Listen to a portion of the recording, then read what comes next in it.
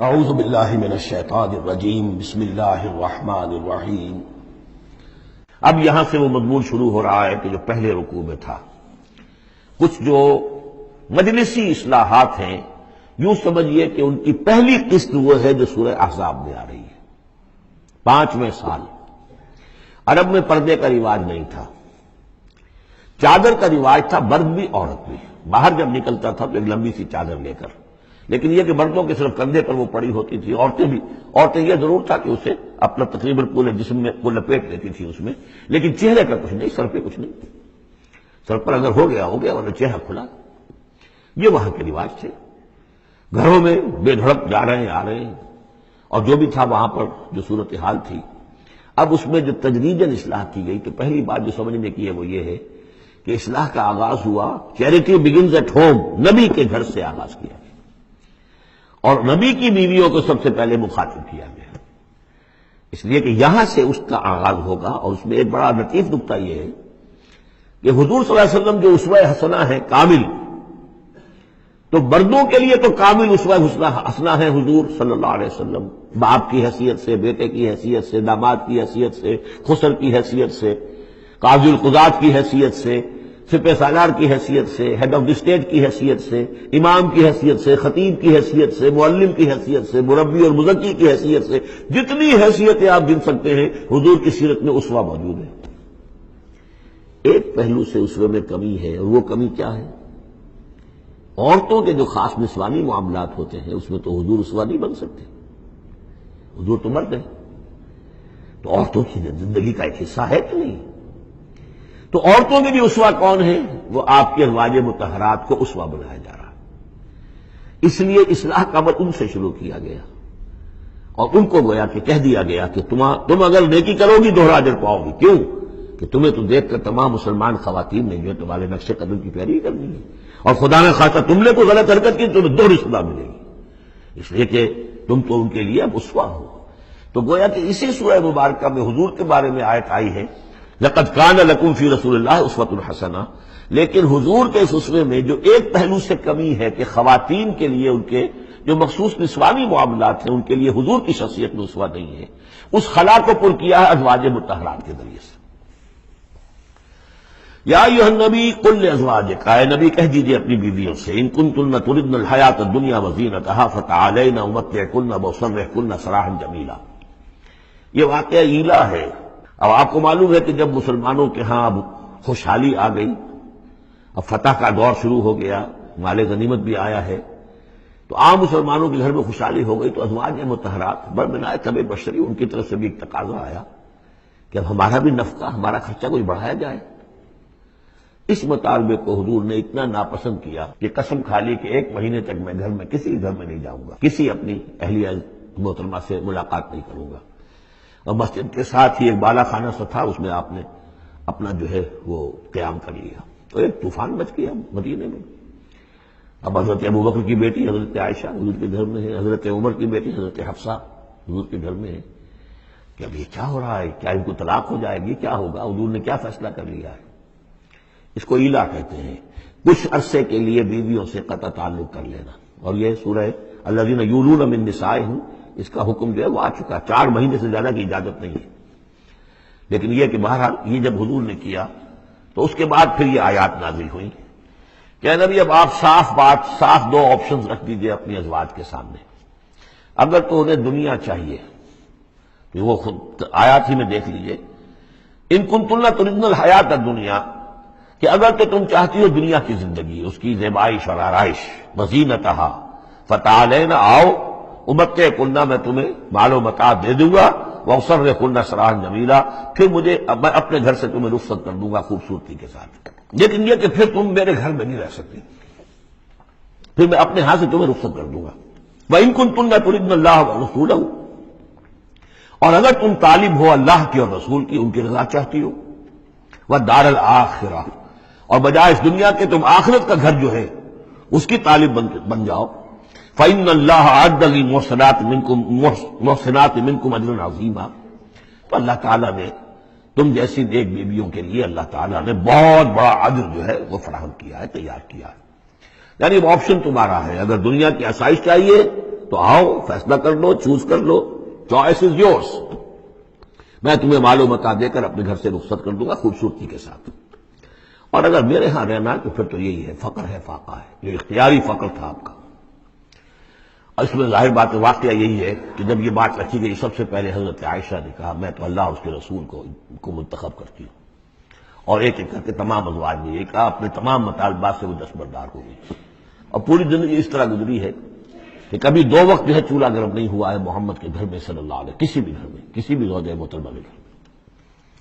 یا نساء النبی من یات منکن بفاحشۃ مبینۃ، اے نبی کی بیویوں، اگر خدا نہ خواستہ بالفرض تم میں سے کسی کی طرف سے کسی کھلی بے حیائی کا ارتکاب ہوا، یضاعف لها العذاب ضعفین، اسے عذاب دیا جائے گا دگنا.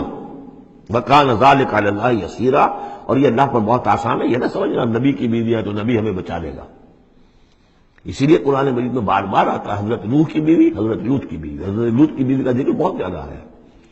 نبی بھی اپنی بیوی کو نہیں بچا سکتا اگر اس کا اپنا کردار غلط ہے، اس کا اپنا جو رویہ ہے صحیح نہیں ہے، اگر اس ایمان اور عمل صالح سے محروم ہے تو کچھ نہیں. چنانچہ حضور نے ایک مرتبہ اپنے قریبی گھرانے کی جو خواتین تھیں ان کو بٹھایا اور ایک ایک کا نام لے لے کر کہا ہے، یا فاطمہ بنت محمد صلی اللہ علیہ وسلم انقذی نفسک من النار فانی لا املک لک من اللہ شیئا. اے فاطمہ محمد کی بیٹی، خود اپنے آپ کو آگ سے بچاؤ، نکالو اپنے آپ کو آگ سے اپنے عمل سے، اس لیے کہ مجھے اللہ کے ہاں کوئی اختیار تمہارے بارے میں حاصل نہیں ہوگا. اگر فاطمہ کے بارے میں نہیں تو پھر کس کے بارے میں؟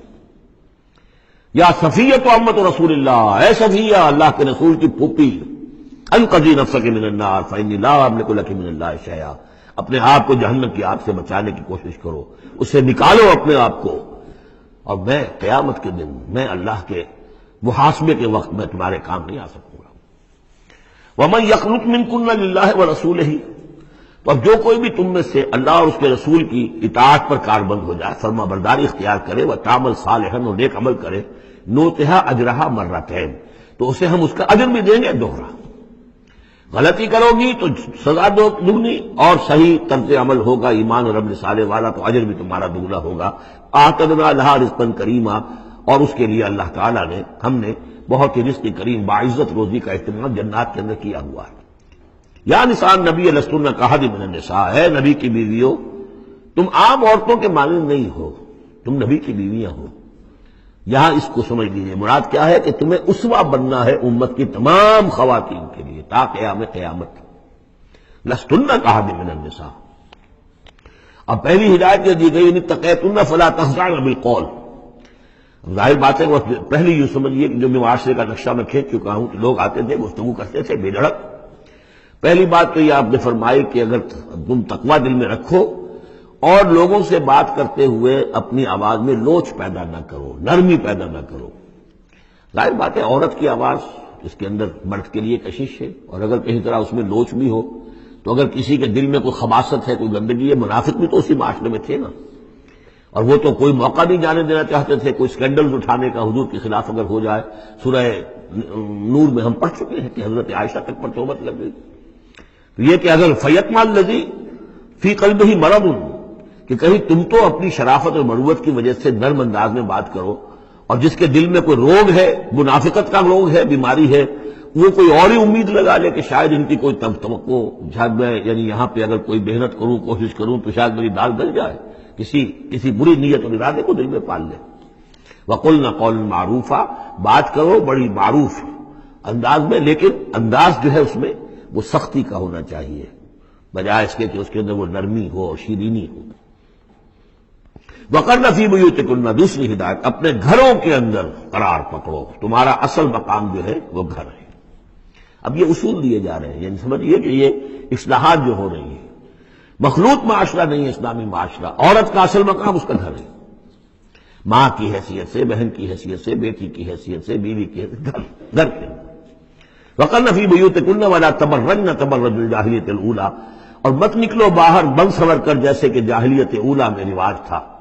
جاہلیت، پچھلی جاہلیت جو تھی اسلام کے آنے سے پہلے جو تہذیب، جو کلچر وہاں تھا، وہ طریقتکم المثلیٰ، وہ بھی کہتے ہوں گے کہ ہمارا بڑا مثالی کلچر ہے یہ، اس کلچر کو اب چھوڑو.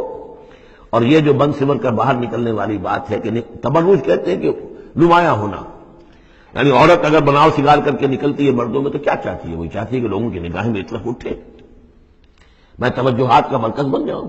یہ کام اب چھوڑ دو بالکل۔ اگر خدا نے خاصہ کہیں ہے بھی کسی کا کوئی پس منظر میں، تو اس کی دوسری ہدایت یہ ہے، گھروں میں قرار پکڑو، گھروں میں رہو، گھروں میں بیٹھو۔